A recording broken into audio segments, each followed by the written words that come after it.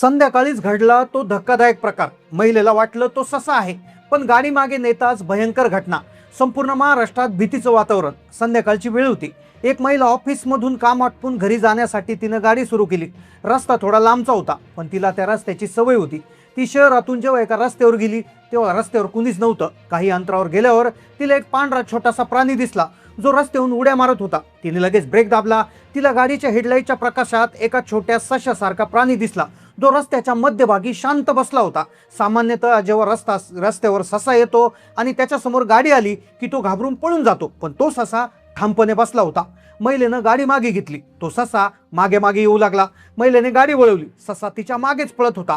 महिलेने हॉर्न वाजवला तरी ससा तिची पाठ सोडत नव्हता। अगदी 4 किलोमीटर तो ससा या महिलेच्या पाठलाग करत होता। अखेर ती गाडी एका ठिकाणी जाऊन थांबली। त्यानंतर तो ससा थांबला आणि त्यानंतर जे घडलं ते पाहून त्या महिलेच्या पायाखालची जमीन सरकली।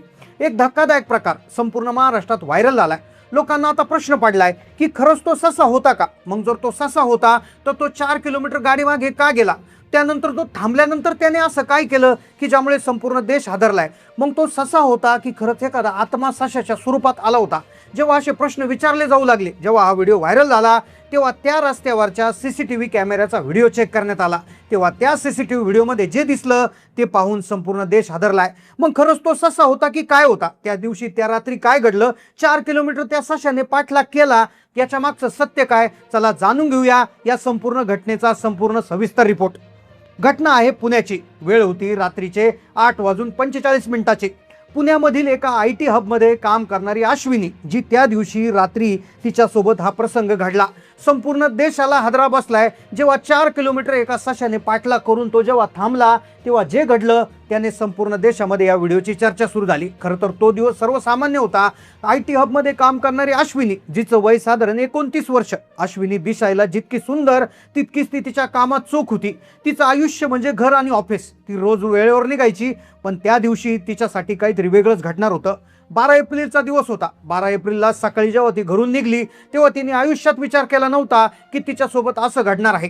त्या दिवशी अश्विनीने ठरवलं होतं की लवकर आज काम करून ऑफिसमध्ये घरी यायचं, कारण की तिच्या लहान मुलाचा वाढदिवस होता। ती सकाळी लवकर 8 वाजताच निघाली। आपली गाडी घेऊन ती घराबाहेर निघाली। वाटेत ती घरापासून थोड्याशा लांब आल्यानंतर एक निर्जन रस्ता लागला। त्या रस्त्यावर नेहमी शांतता असायची। सकाळ संध्याकाळ तिथे कधीच गर्दी नसायची। त्याच रस्त्यावर तिच्यासोबत रात्री जो प्रकार घडणार होता, 12 तास आधी तिला त्याची पुसटशी कल्पना आली नव्हती। अश्विनीला माहित नव्हतं की ज्या रस्त्यावरून ती आज आनंदाने जात आहे त्याच रस्त्यावर तिच्यासोबत तो धक्कादायक प्रसंग घडणार होता। पण सकाळीच तिला एक असा इशारा मिळाला की जो तिनं दुर्लक्षित केला। असं म्हणतात की काही घडणार असेल तर त्याचा इशारा आधीच मिळत असतो, पण लोक त्याच्याकडे दुर्लक्ष करतात। त्या दिवशी सकाळी 8 वाजता जेव्हा अश्विनी आपल्या घरातून त्याच रस्त्यावर आली तेव्हा रस्त्याच्या कडेला तिनं बघितलं की काही शेतकरी मजूर जमा झाले होते। ते लोक विचित्र पद्धतीनं एकमेकांना हातवारे करत होते। काही जण जमिनीकडे वाकून बघत होते, तर काही जण समोरच्या झाडीकडे बघत होते। अश्विनीला वाटलं कदाचित शेतीचं काम चालू असेल, पण एक गोष्ट तिला खटकली। तिथल्या एका म्हाताऱ्याने अश्विनीकडे पाहिलं आणि गळ्यावरून हात फिरून थांब असा इशारा केला। अश्विनीने विचार केला कदाचित ते रस्ता ओलांडत असतील। तिने रस्त्याचा वेग वाढवला। तिला समजलं नाही तो म्हातारा का थांब म्हणतोय, कारण की तो म्हातारा बाजूलाच उभा होता। तिला हा प्रसंग वरून काहीच वाटलं नाही, पण तिला माहिती नव्हतं की अगदी याच ठिकाणी तिच्यासोबत रात्री तो भयानक प्रसंग घडणार आहे आणि दुसऱ्या दिवशी सकाळी सीसीटीव्ही फुटेजमधून सगळं सत्य जगाला समजणार होतं। अश्विनी घाईघाई ऑफिसमध्ये पोहोचली। कामाचा डोंगर होता। ती आपल्या डेस्कवर बसली, कॉम्प्युटरवर कोड टाईप करू लागली। साधारण दुपारची 11ची वेळ असेल। अचानक तिच्या मॉनिटरवर एक पांढरी सावली चमकली। तिने डोळे चोळले। तिला भास झाला की कॉम्प्युटरच्या स्क्रीन मधून एक पांढरा शुभ्र प्राणी, ज्याचे कान लांब आहेत आणि तो उड्या मारत बाहेर निघून गेला। ससा ऑफिसमध्ये तिला भास झाला होता। ती स्वतःशीच पुटपुटली। तिने आजूबाजूला पाहिलं, तिथे फक्त केबिन आणि फायली होत्या। तिला वाटलं कदाचित झोप पूर्ण न झाल्यामुळे डोळ्यासमोर अंधारी आली असेल, पण हा भास इतका जिवंत होता की तिला त्या प्राण्याच्या उड्या मारण्याचा आवाज ऐकू आल्यासारखा भास वाटला। तिला वाटलं हा निव्वळ एक भ्रम आहे, पण नियती तिला वारंवार सांगत होती आज पांढऱ्या रंगावर लक्ष ठेव। जर तिने तो संकेत ओळखला असता तर कदाचित दुपारपर्यंत तिने आपला मार्ग बदलला असता। दुपारी लंच ब्रेक झाला, जेवणाची सुट्टी झाली। तिने आपल्या मैत्रीण सायलीला सांगितलं, सायली आज सकाळी त्या रस्त्यावर मला लोक विचित्र वागताना दिसले आणि ऑफिसमध्ये मला कसला तरी भास झाला। मला आज लवकर घरी जायचंय ग, मन खूप अस्वस्थ आहे।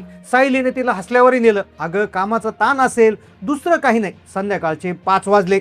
अक्षरशः आता ती वेळ आली होती, वेळ जवळ येत होती. अश्विनीला पटकन घरी जायचं होतं, पण तिच्या डोक्यामध्ये आज दिवसाभरात झालेल्या त्या 2 घटना आठवत होत्या. पण तिला माहिती नव्हतं की तिसऱ्या घटनांनी तिचा दिवसाचा शेवट होणार होता आणि संपूर्ण राज्यात अश्विनीचं नाव व्हायरल होणार होतं. संध्याकाळचे 5 वाजले, ऑफिस सुटण्याची वेळ झाली. ऑफिस सुटलं, लोक घरी जाऊ लागले. अश्विनीने बॅग भरली, पण तितक्यात तिचे बॉस तिथे आले.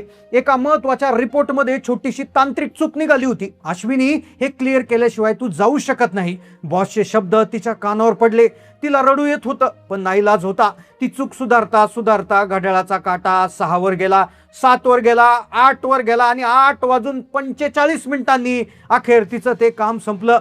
आता अश्विनीच्या मनात धडधड वाढली. तो रस्ता, ती झाडी, रात्रीचा तो एकांत, तिला भीती वाटत होती. रस्त्यात जर कुणी अडवलं तर काय करायचं? चोर दरोडेखोर भेटले तर काय करायचं? पण तिला माहिती नव्हतं की ही भीती माणसांची नव्हती, तर त्या रस्त्यावर तिच्यासाठी एक असा अविश्वसनीय प्रकार होणार होता की ज्यामुळे सगळं जग हादरणार होतं. रात्रीच्या 8:45 झाली. अश्विनी आता अखेर कामावरून निघाली. अखेर तिने आवरलेली बॅग घेतली. त्यानंतर ती खाली पार्किंग मध्ये आली. तिने आपली गाडी सुरू केली. तिला वाटत होतं की ती घराकडे जात आहे. प्रत्येक किलोमीटर सोबत ती अशा संकटाकडे जात होते की ज्याने अख्खा महाराष्ट्र सुन्न होणार होता.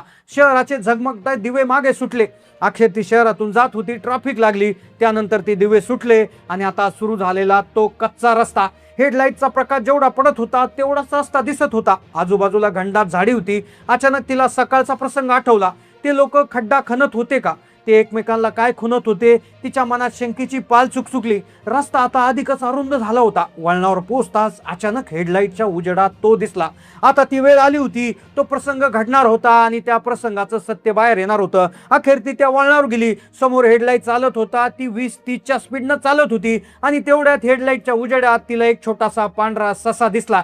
तो अगदी रस्त्याच्या मधोमध बसला होता. अश्विनीने ब्रेक दाबला. तिने हॉर्न वाजवला, ओरडली, पण ससा हल्ला नाही. उलट तो तिच्याकडे अशा नजरेने बघत होता जणू त्याला तिला काहीतरी सांगायचं होतं. अश्विनीची भीती वाढली. तिने गाडी मागे घेतली. ती जेवढी मागे गाडी घ्यायची, ससा तेवढाच तिच्या जवळ यायचा. अखेर ती कंटाळली. गाडीतून उतरण्यात तितक्याच तिच्या समोर अंधारात काहीतरी चमकताना दिसलं. तिने आपली बॅटरी ऑन केली आणि समोर पाहिलं. त्यानंतर तिच्या काळजाचा ठोका चुकला. तिनं पाहिलं की हा ससा आपला पाठलाग करतोय. आपली गाडी जितकी मागे घेतोय तितका तो आपल्या मागे मागेच येतोय. त्याचं कारण काय होतं? ते कारण अखेर उघडकीस येणार होतं. तिला अनेक तिच्या मनात प्रश्नाचं काहूर उठलं होतं. बऱ्याच ज्या कथा आहे, पिक्चरमध्ये, मालिकांमध्ये सांगितलं जातं की एखादा आत्मा सशाच्या रूपात येतो, नंतर सस्याचं रूपांतर एखाद्या माणसात किंवा महिलेमध्ये होतं, मग ती हडळ किंवा एखादा तो व्यक्ती समोर येतो आणि अशा प्रकारचे प्रकार होतात. तिला भीती वाटत होती. पण त्या दिवशी अगदी वेगळंच घडलं होतं. तो ससा मागे येऊन काही अंतर गेल्यानंतर थांबला. तिने बॅटरी ऑन केली, समोर पाहिलं. त्यानंतर जे दृश्य दिसलं त्याने तिच्या काळजाचा ठोका चुकला. ज्या ठिकाणी तो ससा बसला होता त्याच्या अवघ्या 2 फुटावर एक प्रचंड मोठा आणि खोल खड्डा होता.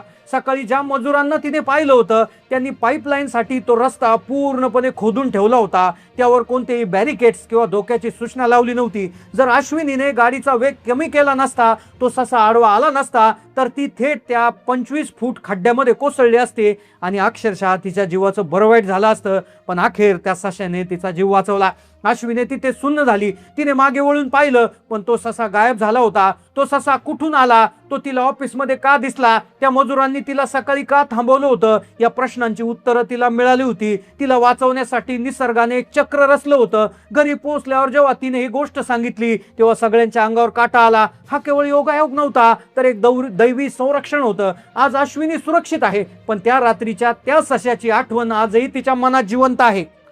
तर प्रेक्षकांनो, ही होती ती थरारक घटना. त्या रात्री त्या महिलेसोबत जे घडलं ते ऐकल्यानंतर आजही अंगावर काटा येतो. पण आता सगळ्यात महत्त्वाचा प्रश्न तुमच्यासाठी, तुम्हाला काय वाटतं? तो केवळ एक योगायोग होता की त्या प्राण्याच्या रूपाने आलेली एखादी दैवी शक्ती होती? निसर्गात अशा अनेक गोष्टी आहेत की ज्याचं उत्तर विज्ञानाकडे नसतं. कधी तुमच्यासोबत किंवा तुमच्या ओळखीच्या कोणासोबत असा अनुभव घडला आहे का जिथे एखाद्या मुक्या प्राण्याने जीव वाचवला असेल? तुमचं मत आम्हाला कमेंटमध्ये नक्की कळवा, कारण तुमच्या प्रत्येक कमेंटमुळे आम्हाला अशा नवनवीन आणि सत्य घटना शोधायला प्रेरणा मिळते. जर तुम्हाला ही माहिती, हा व्हिडिओ आवडला असेल तर लगेच लाईक करा आणि तुमच्या मित्रांना, परिवारांना शेअर करायला विसरू नका.